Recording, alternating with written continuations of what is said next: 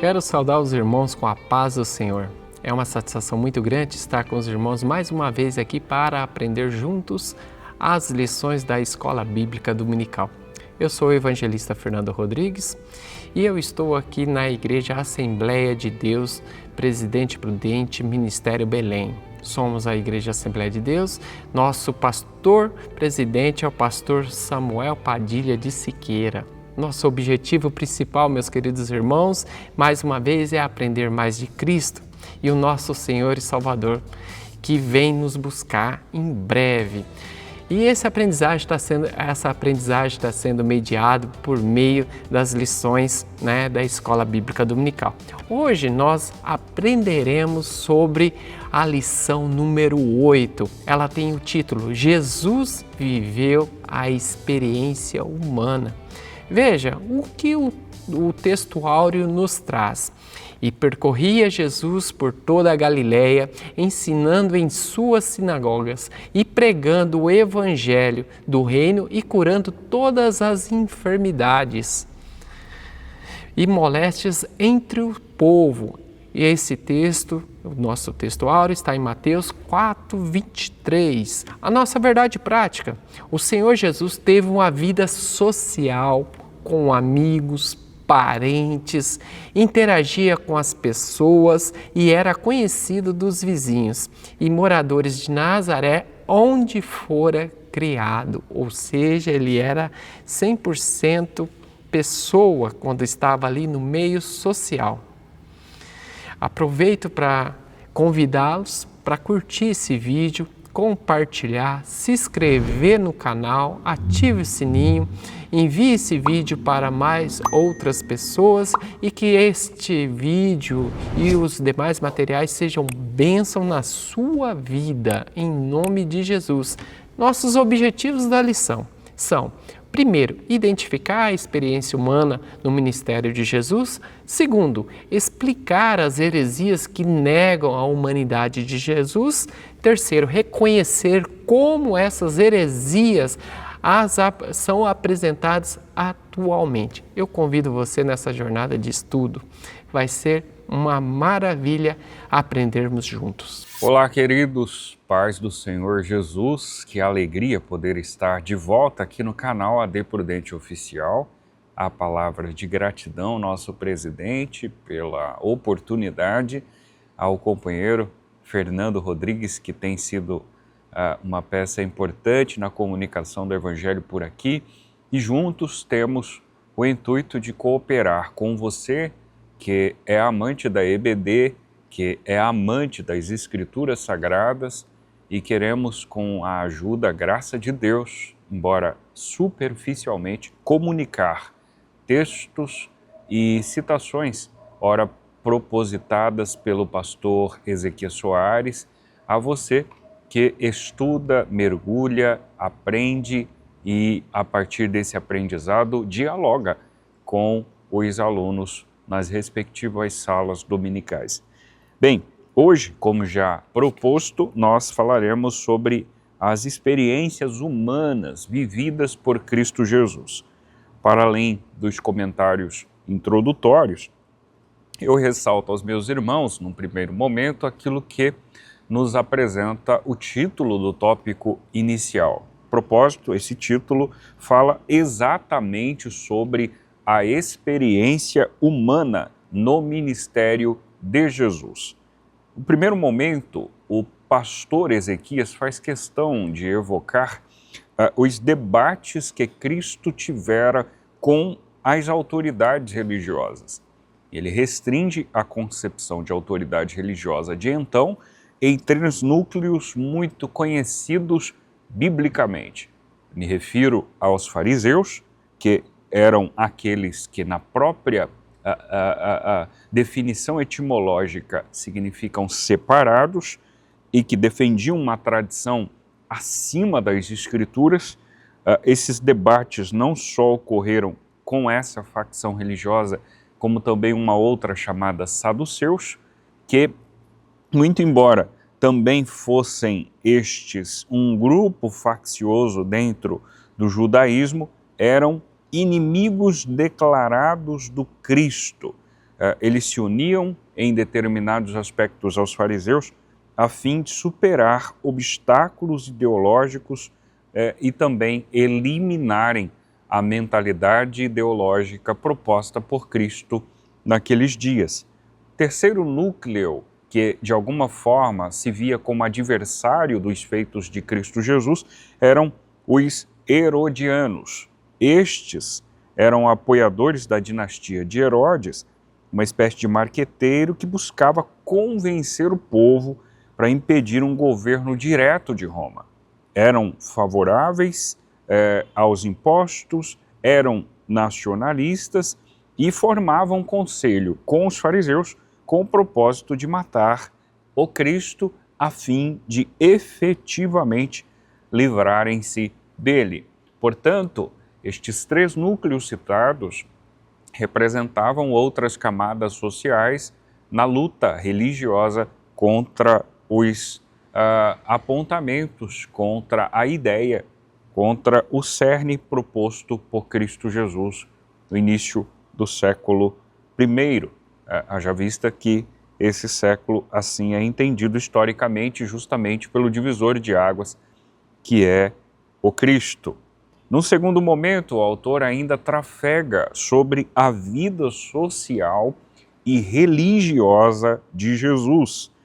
Vejamos que o Cristo, diferentemente de algumas correntes que pensam ser ele impossibilitado de viver uma dimensão humana, vejamos que ele dispunha de uma vida social. E os textos são claros para deflagrarem essa verdade. João capítulo 1, a partir do versículo 43, por exemplo, o Cristo comissiona para consigo alguns discípulos e estes são exauridos dentro de um contexto social. Filipe, André, Pedro, Natanael são provas vivas destes fatos.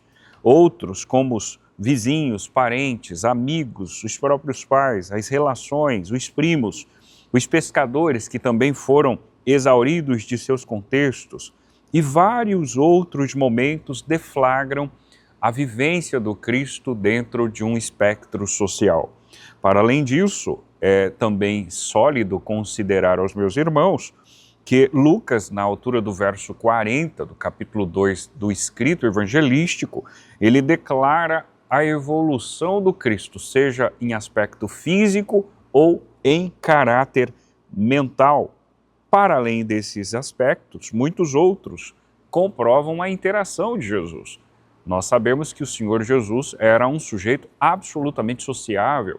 Foi à casa de Pedro, curou a sua sogra, foi à casa de Lázaro, dispunha de uma amizade, foi e demonstrou sentimentos quando chorara pela sua partida, foi à casa do publicano Zaqueu. Enfim, isso são demonstrações plausíveis de que o Cristo evidentemente dispunha de um comportamento absolutamente sociável. Mas eu caminho para o desfecho desse tópico inicial, destacando o item 3, que fala sobre características próprias do ser humano. Primeiro, Jesus nasceu de uma mulher. Embora tenha sido gerado de maneira sobrenatural pelo Espírito Santo, ele nasceu de uma mulher. O seu nascimento foi comum, como um parto normal, hoje percebido, não com tanta evidência, dado outros mecanismos, mas ainda muito conhecido, o parto normal de uma mulher atual. Sofreu, chorou, sentiu angústia, fome, sede, cansaço, morreu. A diferença, diz o pastor Ezequias, é que ele não ficou morto como qualquer outro sujeito que morre. Todo e qualquer sujeito que morre, morre efetivamente. O Cristo, ao terceiro dia, ressuscitou dos mortos. Ainda como homem, alega o autor, dependia tanto da oração como também do Espírito Santo. Em sua experiência humana, participou, vivenciou as nossas fraquezas, sejam estas do ponto de vista físico, emocional, mas não de nossa fraqueza moral e espiritual. Eu faço o desfecho desse item do tópico inicial, considerando aos meus irmãos que Cristo partilhou muito das nossas vivências. conviveu com inúmeras realidades do nosso cotidiano, mas sem pecar, sem errar, sem cometer nenhum ato falho. Cristo foi perfeito, foi cirúrgico, absolutamente em tudo. E por mais que tenha o sido, isto não desqualifica a sua sociabilidade, a sua humanidade e, em determinados momentos, a falibilidade humana que fez parte também da sua natureza. Neste tópico 2, a lição vai nos trazer algumas heresias, como o apolinarismo, né? E o que a lição nos mostra? Ela faz um resgate histórico dessa heresia e ele mostra que essa heresia é uma doutrina que nega o Jesus encarnado, né?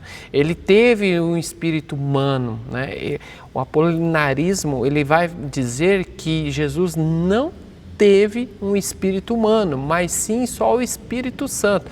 Segundo o Apolinário, ali o verbo que está no Evangelho de João, capítulo 1, versículo 1, né? E lá no versículo 14, teria ocupado o lugar da alma na encarnação.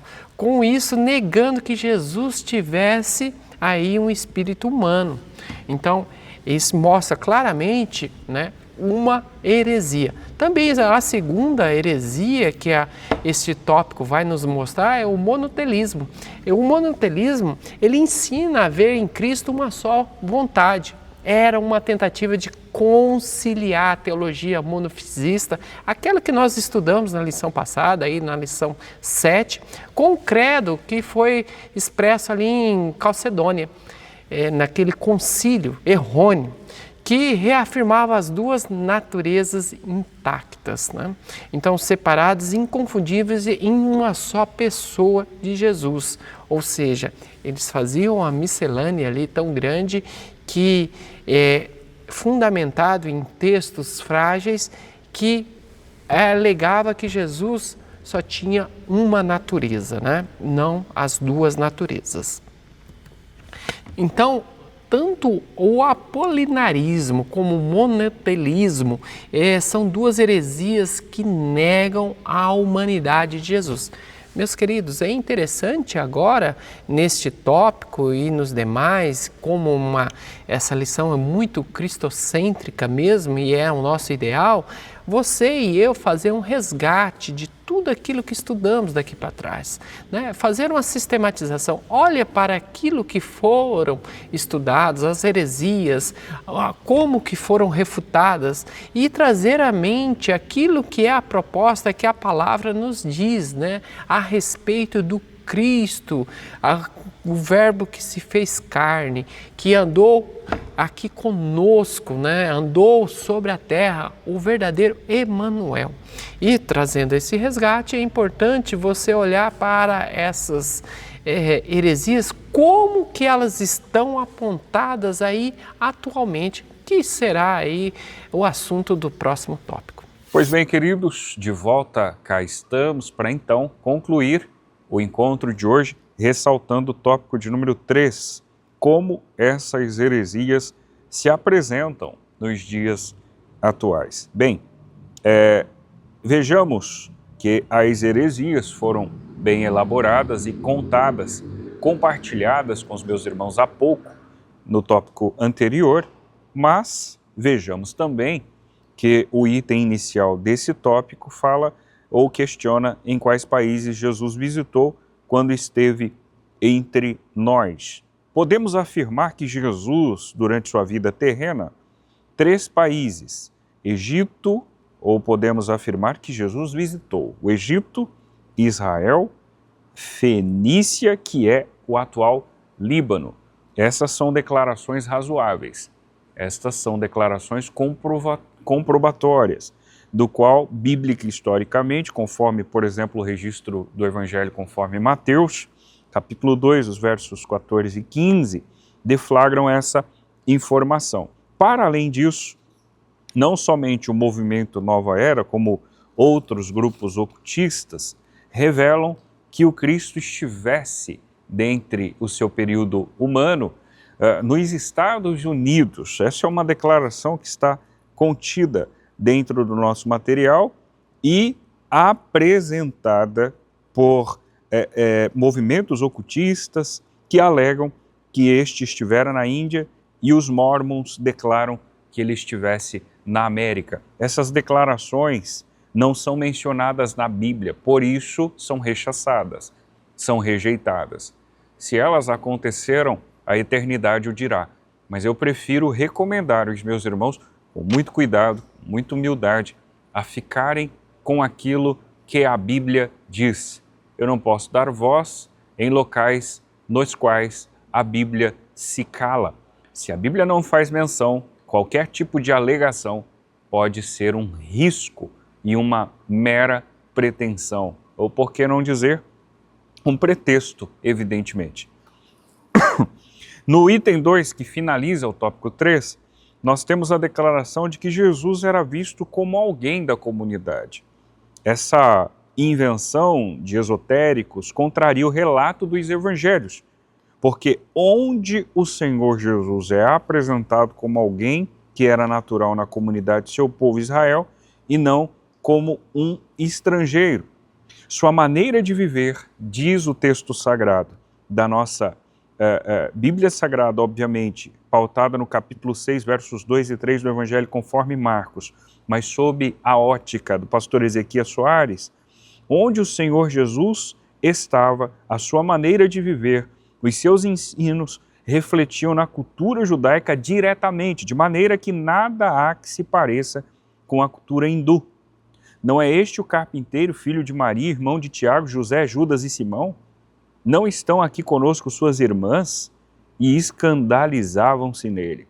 Ora, tal atitude, diz o pastor Ezequias Soares, não se justificaria se Jesus fosse um recém-chegado da Índia. Portanto, tais declarações que foram ocupadas no texto há pouco são rechaçadas, são antibíblicas, são sem quaisquer fundamentos. Portanto, repito, reitero, fiquemos com a Bíblia Sagrada, que é inerrante, infalível, indestrutível palavra de Deus. Que o Senhor lhe abençoe. Meus queridos, chegamos a mais uma conclusão. É uma alegria, ter continuado com vocês, com os nobres irmãos até aqui. Agradeço ao pastor Diego pelas inestimáveis palavras e chegamos à nossa conclusão. O que diz a nossa conclusão? É nosso compromisso seguir o exemplo de Jesus no relacionamento com as pessoas. A vida social é muito importante, por isso que Jesus falou que amar a Deus em primeiro lugar e o seu próximo como a ti mesmo. Que toda a lei estava embasada nesses dois mandamentos. É importante que nunca nos esqueçamos os pontos essenciais da presente lição sobre a verdadeira identidade de toda a plenitude de Cristo, igual ao Pai. E como homem, como toda a sua plenitude, viveu e andou entre nós, meros seres humanos, mas o Cristo encarnado veio para nos salvar e vale um glória e aleluia por esse sacrifício. Muito obrigado, que Deus abençoe, curta e encaminhe esse vídeo para mais pessoas.